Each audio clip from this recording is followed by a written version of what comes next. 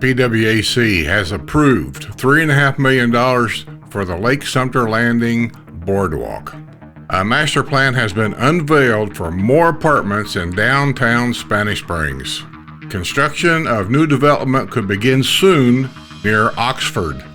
Trouble with drugs near the new Costco already.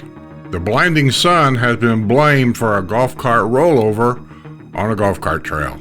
A villager has been released on bond after she did a violent attack with an umbrella. A villager complains of chest pains during an arrest at Wawa. How many holes in one's golf we get this week? Letters to the editor. This and more coming up.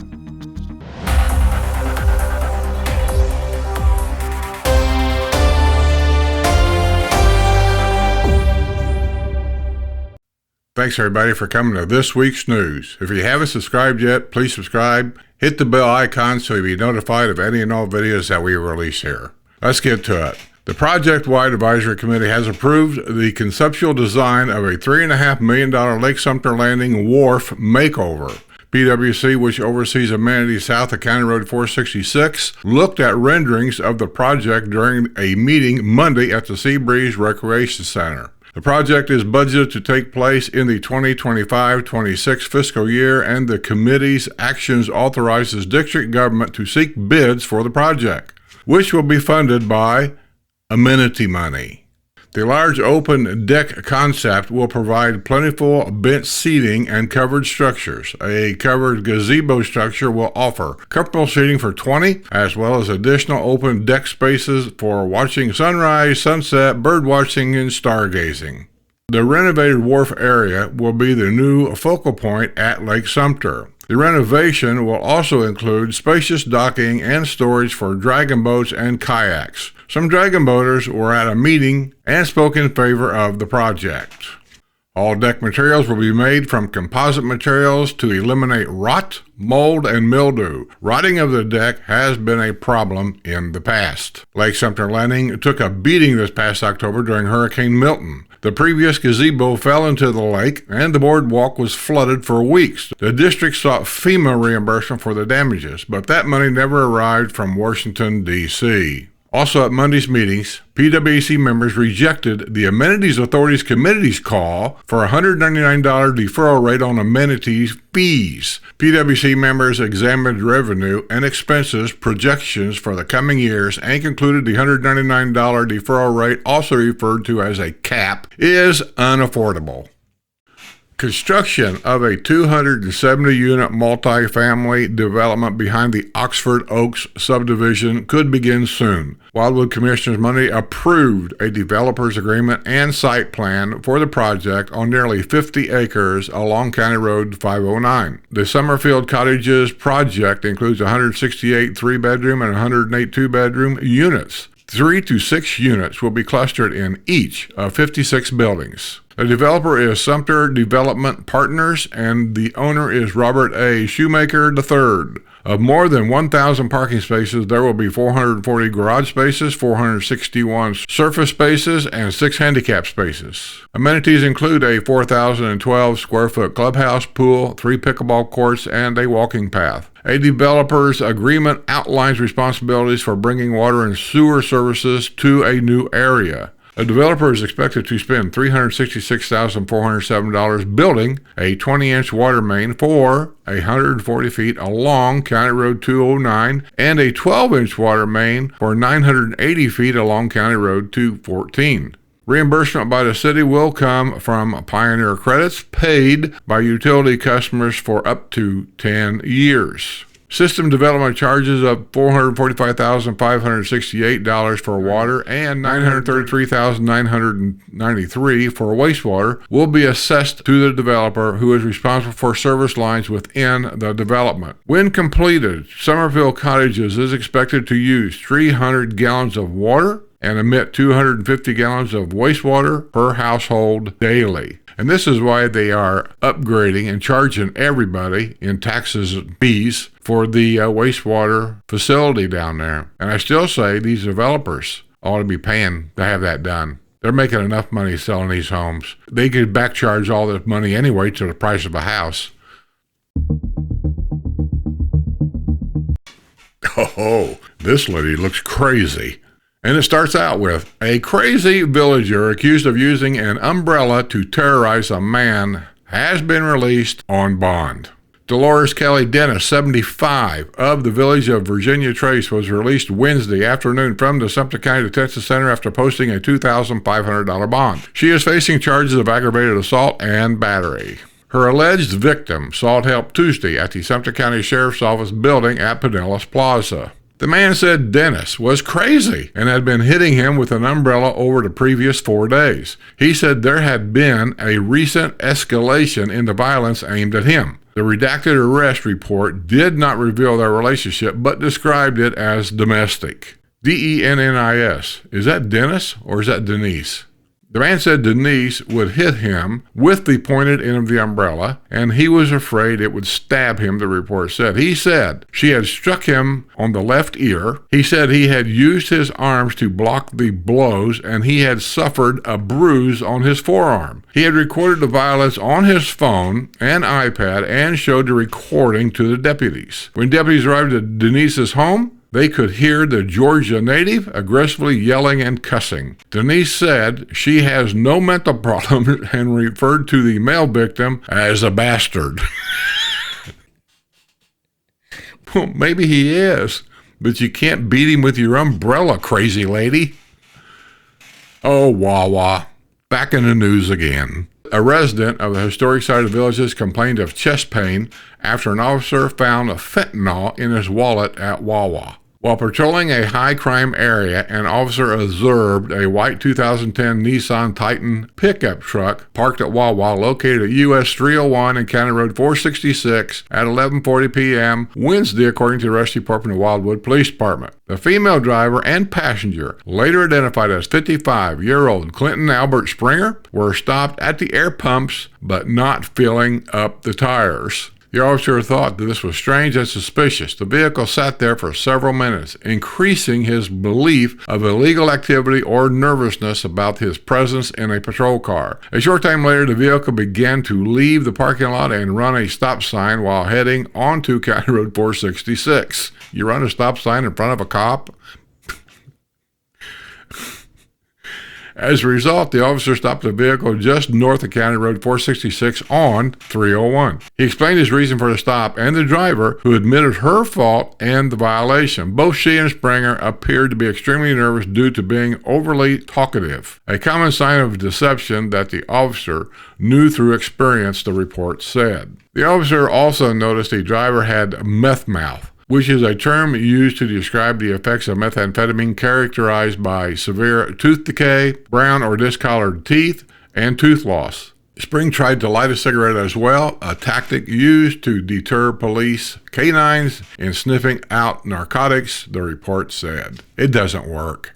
You meth heads. Due to the circumstances, the officer brought out his canine to sniff around the outside of the vehicle. The canine alerted to the odor of narcotics, and a search of the vehicle followed.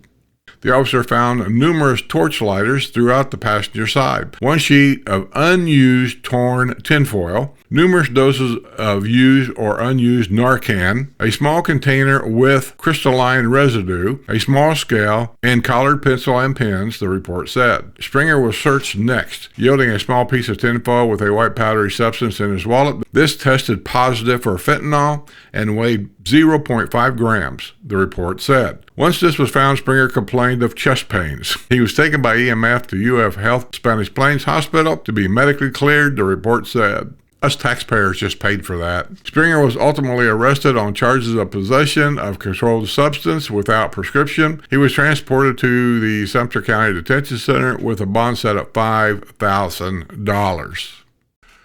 Let's have some more news. The blinding morning sun is being blamed for a golf cart rollover crash on the multimodal path in the villages. A golf cart was traveling at about 8 a.m. Tuesday southbound on a multimodal path along Buena Vista Boulevard near the Arnold Palmer Championship Golf Course when the driver attempted to pass a slower golf cart traveling at about 10 miles per hour, according to Sumter County Sheriff's Office. Due to the sun's position, the driver of the golf cart could not see that the multimodal path split. The golf cart struck a curb and rolled over. The driver suffered minor injury but refused transport by EMS. Two things here.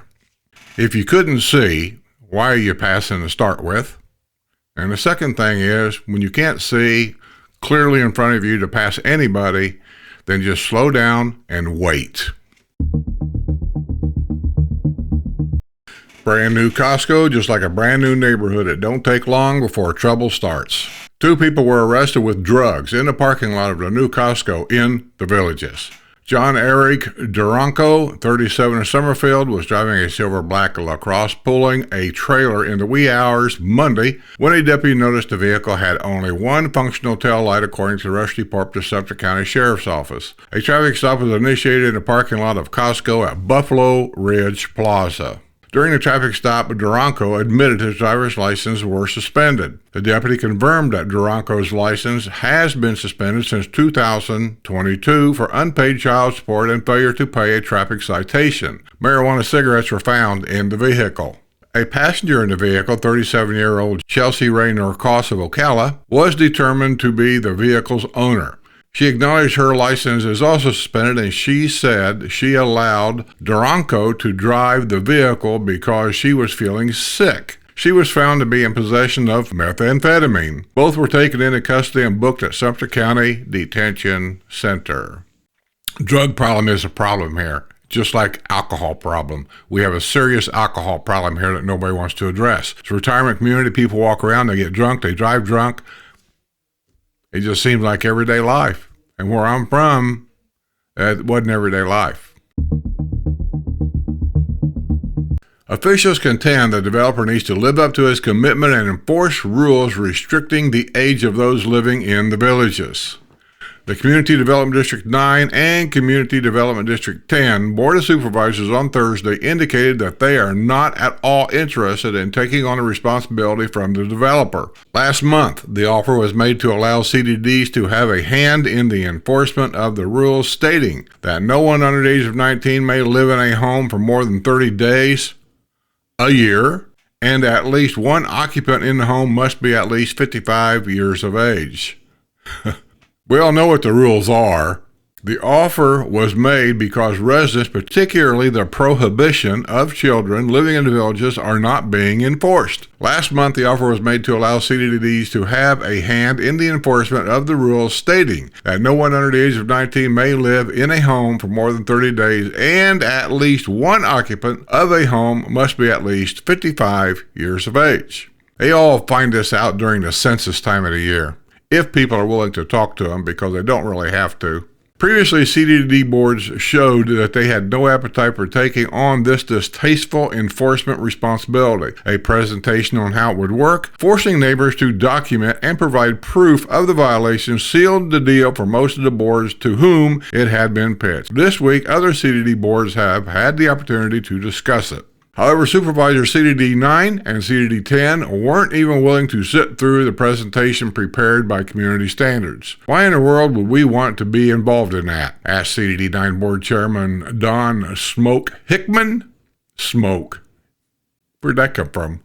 It is fraught with legal problems. I don't see how it could be in any advantage to the people in District 9 to take on this responsibility. CDD 10, Steve Bowman, said the big attraction for living in Florida's friendliest hometown is the restriction on children. He said the developer needs to live up to his responsibilities and enforce the rules. I paid a premium price to come to a 55-plus community. He made a commitment to me when I bought my house, Bova said. That's true. When I first moved here, I tried to buy a house on the, what they call now the historic side, back when there really wasn't much else. And I was about 45, I thought. I didn't know what a 55-plus community was. I didn't realize it was, truthfully. And so I made an offer on the house. It was approved. Went to the bank, Citizens Bank here, and which at that time was a developer-owned bank. And they said, no, I wasn't old enough. Try again later. So a few years later, we put an offer in on a house that was for sale, straight across the road, basically from Orange Blossom Gardens Country Club. It was a brick home block home, stucco home, whatever you want to call it. Anyway, it was right on the golf course, and the price was more than fair for, I was going to be a part-time snowbirder. That home would have been just perfect for me and Sue. And at that time, the swimming pool there was part of the amenities. Today, they took it away from you. Now you got to have a membership to go there. It's just ridiculous to me. But I was going to buy that home, and at that time, I was probably about 48, 49. Once again, I was told I was not old enough and could not buy that home. I just sometimes wonder what happened to the rules, because it just seems like any Tom, Dick, and Whip stitch, 23, buy a home, 28, buy a home. Nobody seems to care anymore. So I almost feel like I was discriminated against. Maybe I should pursue that. A homeless man was captured in the Villages after allegedly barging into a woman's home and trying to steal her purse. The 78-year-old woman said she was at her home at about 3 p.m. Friday when the man knocked on her door and pushed his way inside, according to the arrest report from the Lady Lake Police Department. Once inside, the man dumped out the woman's purse on a table and began looking for her car keys. The woman immediately grabbed her purse, prompting a tug-of-war battle between herself and the homeless man. She successfully fought for her purse and pushed the man out her front door. She's 78 years old. She provided a description of the man to the police, including the fact that he had blood running down his face, possibly from a prior injury. Officers canvassed the immediate area, and Officer Andrew Eckert, who was honored earlier this year by the FBI in an unrelated case, found the man, later identified as 53-year-old Craig Stephen Johnson, near a home on St. Andrews Boulevard on the historic side of the Villages. Johnson said he was running from law enforcement because he was facing an accusation that he raped a 12-year-old boy, according to the arrest report. Johnson claimed he was at Home Depot when he spotted a police officer and fled the store through the garden section. Johnson said he traveled through the woods and ultimately reached a woman's home where he requested the use of a woman's phone or to get a ride. The Michigan native, who stands 6 feet 1 inches tall and weighs 200 pounds, admitted he had pushed his way into her home and grabbed the woman's purse.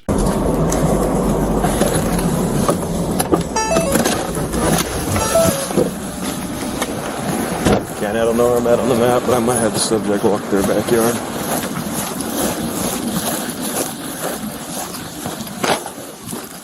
Hey, get on the ground.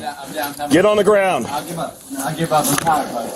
I got you. 338, can I have one at gunpoint? I ain't got no weapons or nothing. No weapons or nothing. I didn't rent my truck for kids, I'll tell you that. I may have hit a button on a phone, but I didn't know there were 12, that's for sure. 338, County 1, detain, clear traffic. Roll over, stand up.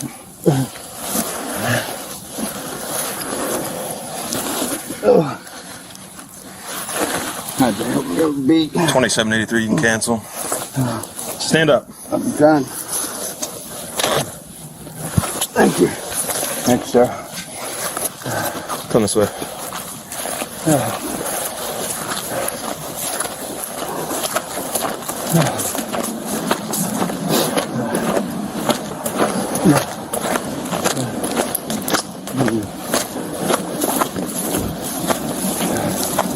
Definitely didn't rape my 12-year-old. I may have hit some buttons on the phone, but I definitely didn't rape my 12-year-old. I got kids, so. I don't know what you're talking about, raping 12-year-olds. Is that what the charges are? That's what the charges are? No, charges for you running through someone's freaking door and snatching their purse trying to steal their car. No, you have ID on you? that's it. He is facing felony charges of robbery, burglary, and battery on a person over the age of 65. He is being held at the Lake County Jail on a $40,000 bond. Oh, my Lord. She kicked your ass.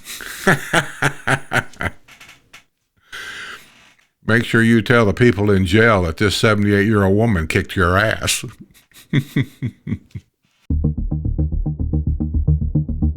A plan has been unveiled for more apartments at Spanish Springs Town Square. The 17 apartments will be located in the headquarters of the Village's Daily Sun in the Citrus Exchange building at 1100 Main Street. The newspaper's office, which had been located for decades at Spanish Springs, will be moving to Lake Sumter Landing to take over the former offices of the district government, which are now located in Brownwood. The 17 apartments will include 3 studios, 4 one-bedroom, and 10 two-bedroom units. A few leasable storage spaces will be provided where possible. The existing interior staircase and elevator will remain in place, as well as the exterior staircase at the rear of the building. A standalone golf cart parking structure will be built, offering 18 spaces. You realize all the stuff we're talking about here you got to pay extra for. Storage space, how much? Parking space for my golf cart, how much?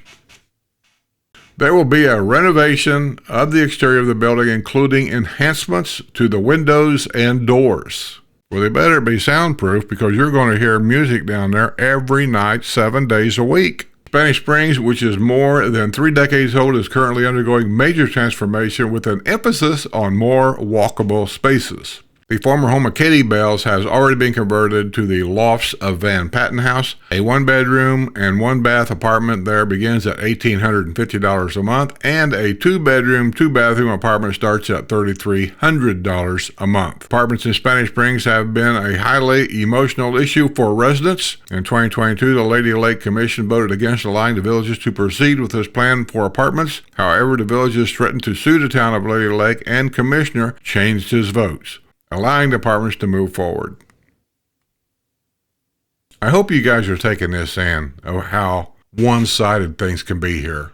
A neighbor from hell has escaped serious punishment after a chaotic night in the villages. Lori Ann Calgrande, 62, who lives at 7189 Denver Avenue in the village of Lake Denham, pleaded no contest this past week at Lake County Court to a reduced charge of disorderly conduct. She had originally faced charges of misuse of 911, resisting arrest, and trespassing. Those charges were dropped in exchange for her plea. She would have been placed on probation for 6 months, but she avoided probation by paying $357 in fines. She has also been ordered to have no contact with her neighbors. She did not appear in court and was represented by attorney Nicholas Stack. This is why I hate plea bargains. She's not going to pay a penalty of anything, really, other than the money, which is probably no issue for her. I just don't agree with it. She was arrested January 8 after a chaotic night, which began when a neighbor got a security alert at about 3 a.m. Calla Grand used a broom to knock down her neighbor's security camera, then picked up the camera and looked directly into it, according to the arrest report of the Leesburg Police Department. Calla Grand proceeded to bang on the side of the neighbor's house with the broom. She went into her home before police arrived on the scene, and she refused to come out. The police officer verbally informed Calla Grand through the window that she was being formally trespassed from her neighbor's property and could face arrest if she returned to it. She tried to argue with the police officer and claimed the side yard was her property and she had a right to be on it, the arrest report said. Calla Grand refused to discuss her knocking down the security camera, and she became belligerent. She claimed her neighbors were only entitled to 2 inches of the side yard.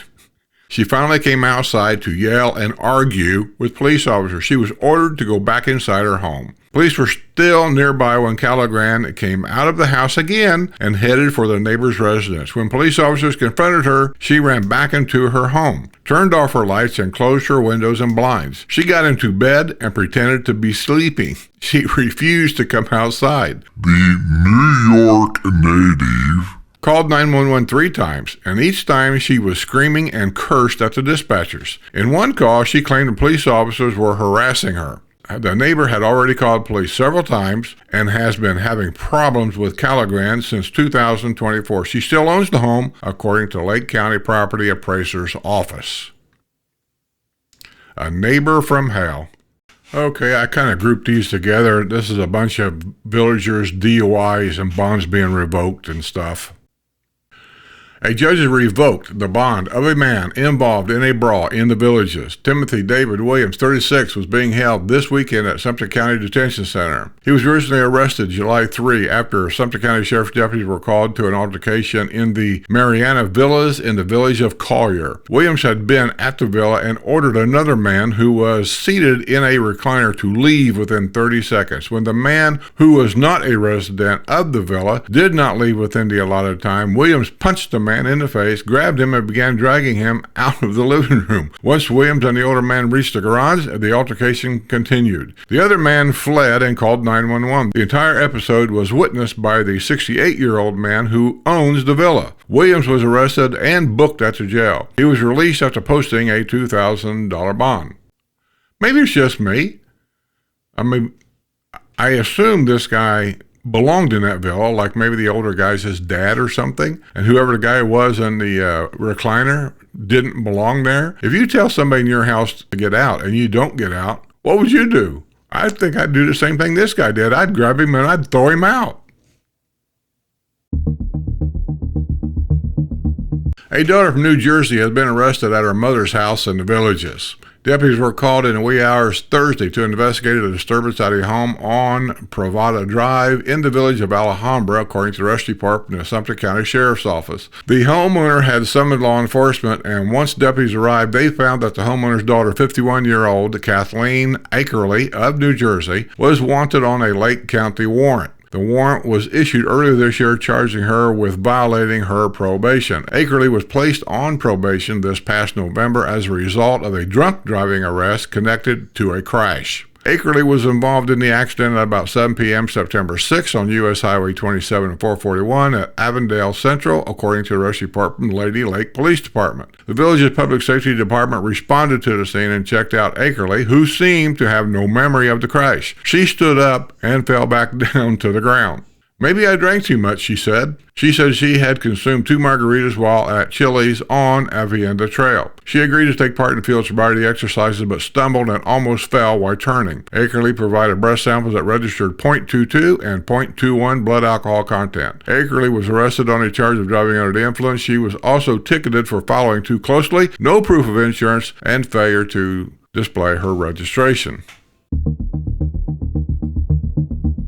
A villager's son has landed back behind bars after flunking a drug test. Timothy Harold Barnhorst, 52, who lives with his mother at 1107 Sale Street in the village of Virginia Trace, was being held without bond at the Marion County Jail for violating his probation. Earlier this year, Barnhorst was placed under community control program for 1.5 years in order to seek a substance abuse evaluation. He was sentenced as the result of an early morning crash. His vehicle hit a power pole, and a gun and methamphetamine were recovered at the crash scene. At the time, he was already a convicted felon, previously convicted of burglary in Marion County. This past July, Barnhorst tested positive to methamphetamine. He also skipped probation appointments. When a probation officer went to Barnhorst's home and knocked on the windows and doors, Barnhorst did not respond. Part of his community control dictated that he remain at home.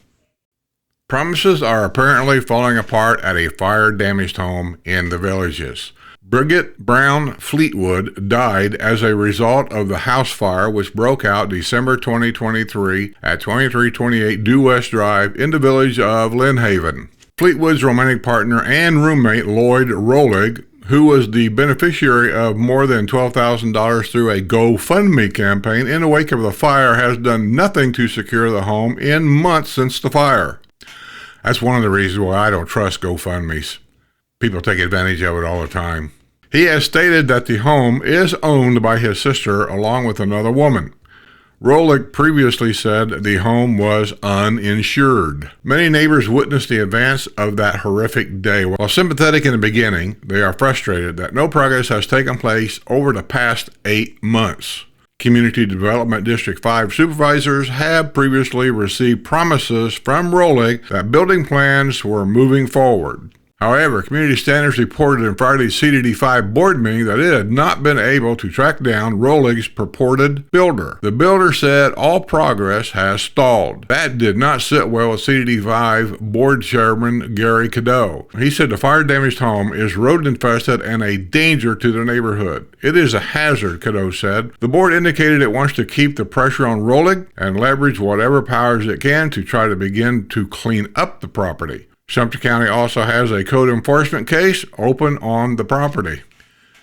A homeless man was arrested at Panera Bread in the Villages. Officers were called at about 8 p.m. Wednesday to the restaurant on Main Street at Spanish Springs, where the manager pointed to 63-year-old David Francis Bobek, who had refused to leave, according to the arrest report from Lady Lake Police Department. The manager said that Bobbitt had been asked to leave the restaurant earlier that day. He left initially, but returned sometime later. Bobbitt, who stands 6 feet tall and weighs 200 pounds, was found sitting at a table in the restaurant. Officers checked their records and found that the Illinois native had been formally trespassed and ordered to stay out of the restaurant as of March 26, 2024. Bobbitt was also arrested in May 2024 after showing up at Publix at La Plaza Grande. At that time of Bobbitt's arrest at Publix, Lady Lake Police indicated that the village's commercial property management had banned him from returning to any of the retail establishments at La Plaza Grande, including Publix.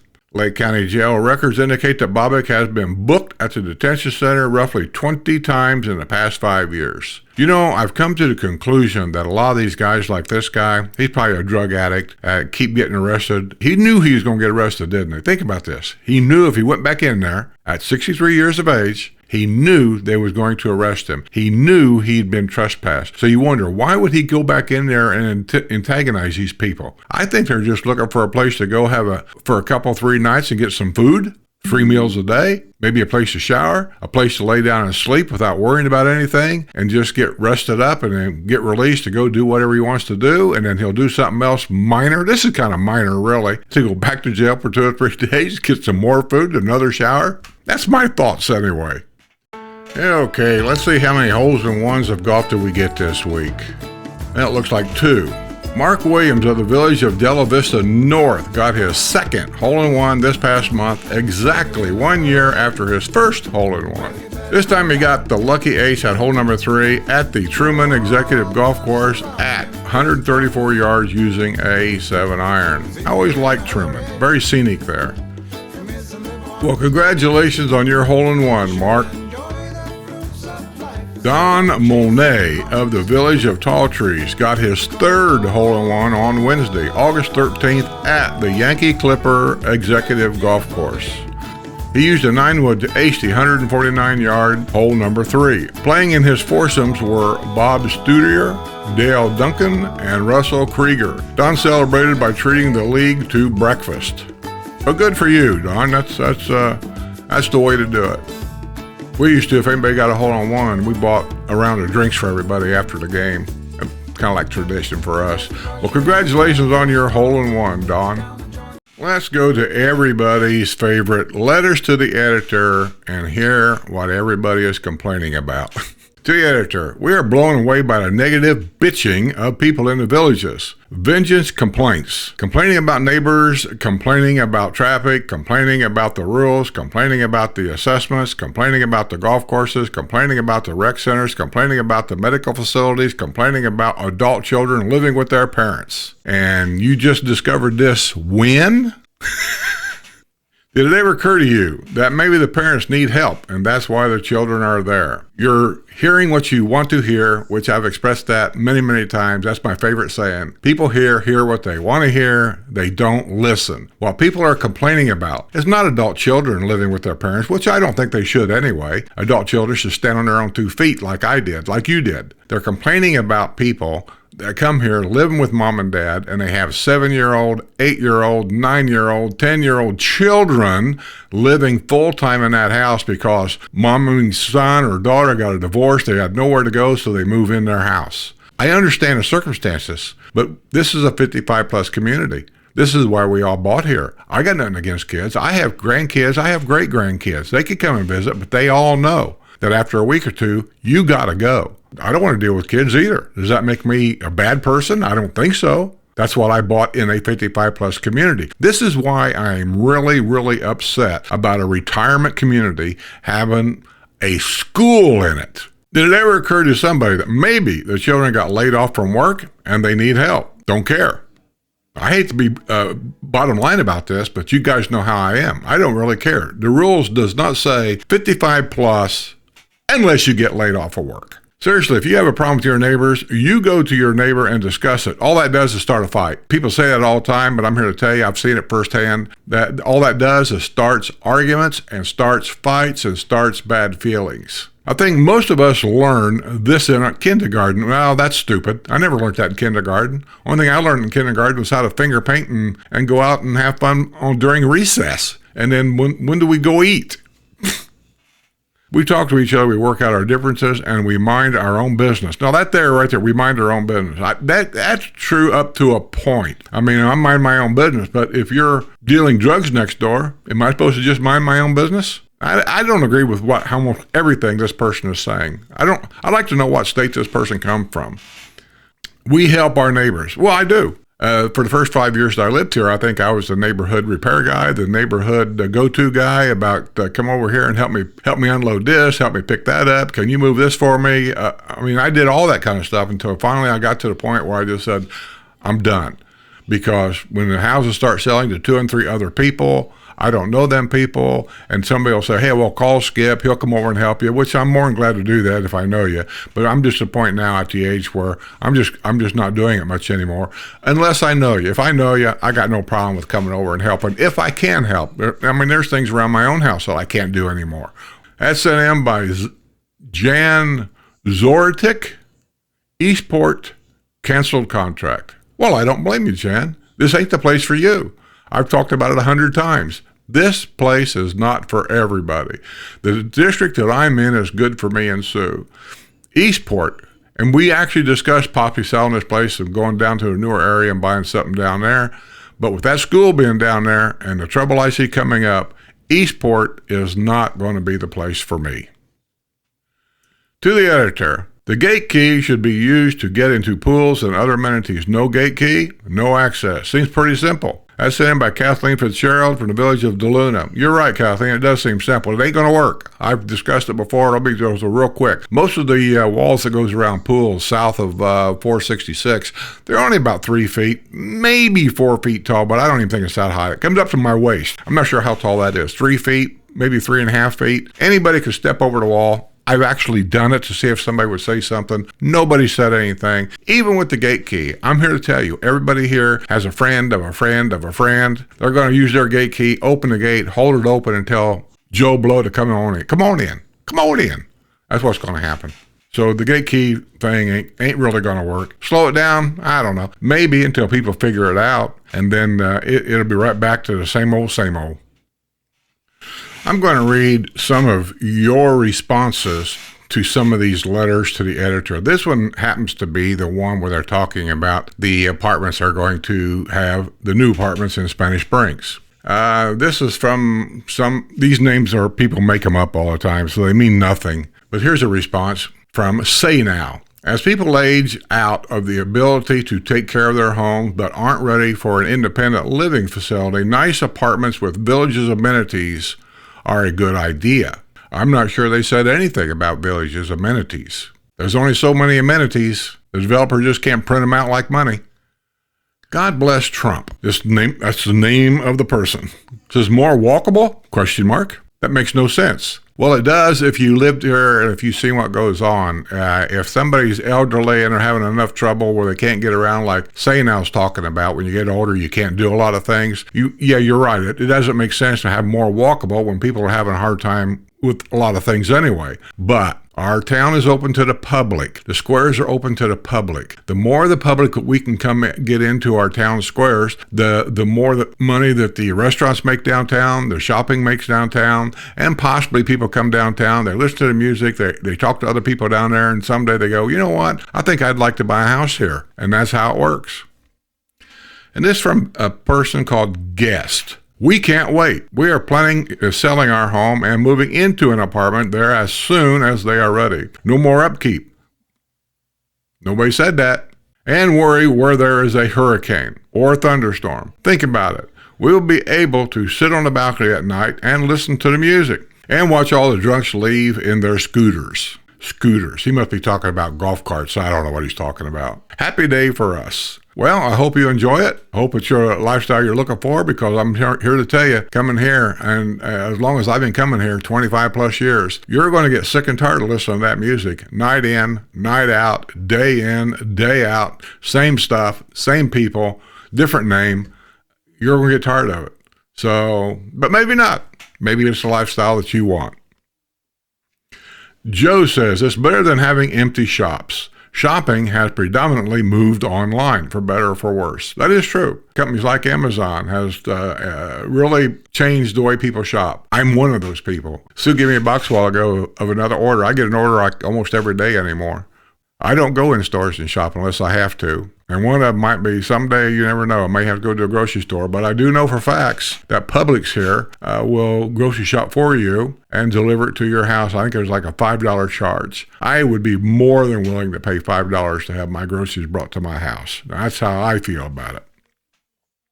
R.A. says, who would want to hear music every night in your apartment unless they are going to eliminate the music with the square remodel? Now, they won't do away with the music, I don't believe. I mean, that's really one of the lifestyles here. But I say that because they've been changing a lot of things. This new generation taking over has a whole different idea, I guess, what they think a retirement community is. And to be honest with you, it almost looks like they're trying to change this retirement community to just another big town. I don't know. Things here just don't smell right to me. This is from Sensible. These apartments will not have a big impact on the square. What they need to do, I always like it when somebody's telling a billionaire what he needs to do. What they need to do is get a tenant for the restaurant space below. It's where the old Daily Sun newspaper offices used to be. Empty commercial space needs to be filled to have a vibrant square and to pay for the entertainment. Well, that part's true. I do agree with that. Okay, everybody, I think that's going to be it for this week's news. I hope you enjoyed it. I hope there was enough information there again this week to give you a general idea of how life here is. Each square is different. People in each square, their average age changes, and so you're going to see a change in people's attitudes towards things. Spanish Springs area is older. I don't know what the average age is there, but let me use this as an example. Let's say the average age in the older area up there is, say, 80. You get down to Lake Sumter area, the average age there might be, say, 70.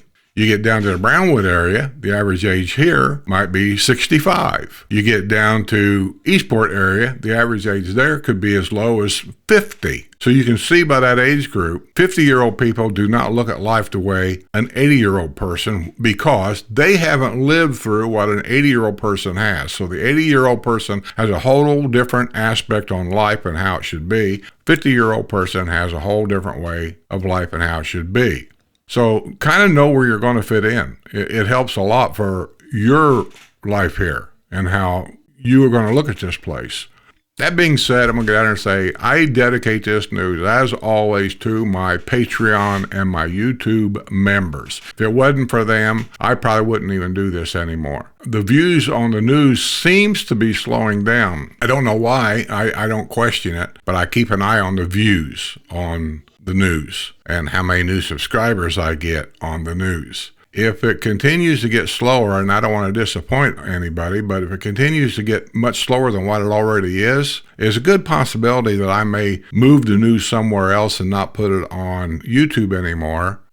Try to figure out something else to do. I don't know. I do thank all of my loyal supporters that's been following me for many, many years. I've met a bunch of you down here when you come down for a lifestyle visit. We've had lunch. We know a lot of you personally. But somebody says, why do you keep posting the old WNL show? Well, first of all, I'm very proud of the WNL show that we did. I liked it. It was fun. It was educational. We made it fun, I think, for everybody with the prizes and the games and guests and all this and that. So what I do is I post them when I know I'm going to take some time off, because YouTube says that they don't punish you for taking time off and not publishing videos for extended period of time. I'm here to tell you that's not true. They do. They punish you. And so I have to post something on there. So I decided I pick those out. I run a replay on them. I edit them. They're not near as long as the show itself was. And I try to edit them. And I do them a couple of times a week while we're gone, because if I don't, when I get back, YouTube punishes me. And I don't want to really get into a long thing about how they punish me, but just trust me when I tell you they do. My videos don't get recommended. People are always telling me I wasn't notified. This is what YouTube does. They will punish you. And so that's it. I mean, that's the reason why I do it. And whenever I take time off, I will continue to do that. I'm just giving you fair warning now. I will continue to do that because I have to. But I do know that my YouTube members and my Patreon members do. And they don't go anywhere. They're always there for me. That's why I dedicate this to them. With that being said, I'm just going to say, be well, stay safe, stay alert. And don't leave that key in that golf cart. Hey, Skip, you suck! By the way, Skip, you suck. You suck! You suck! Skip, you suck! Hey, Skip, you suck! Big time. Big time! Hey, Skip, you suck. Skip, you suck. Skip, you suck. Do it again. Skip, you suck. Point your finger and do it. Do it like you did. Do it like that. Do it like you mean it. Action. Skip, you suck. All right. This week's news is brought to you by my YouTube and Patreon members.